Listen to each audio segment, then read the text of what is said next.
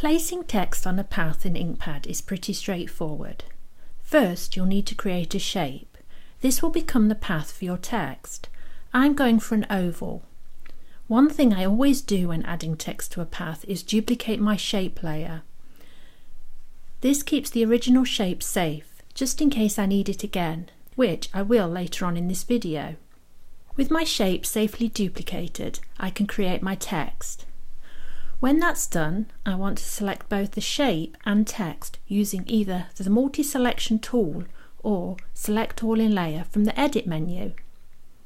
Then, from the Path menu, down at the bottom, tap Place Text on Path.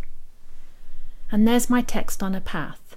I can still edit my text, change its font and size, or adjust my shape if I want to.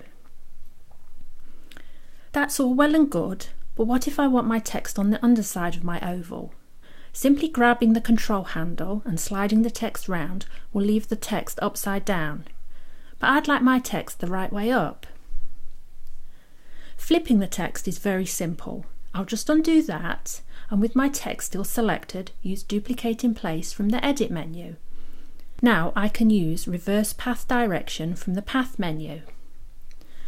You can see my text flip, and when I slide it round, it is now attached to the inside of the oval, and more importantly, the right way up.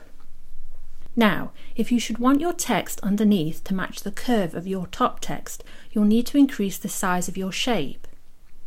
If I delete this and head to my Safe Shape layer, I can duplicate it again. With my new shape, I'm going to increase its size with the Resize tool, so it skims the top edge of my upper text, like this.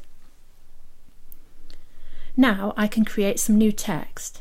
Inkpad has remembered my last used font, so it will be the same size as the previous text.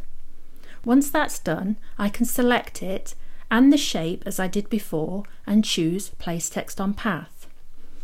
As you can see, my text has gone to the top of the oval, but this time if I use Reverse Path Direction from the Path menu and slide it round, you can see both sets of text now follow the same curve.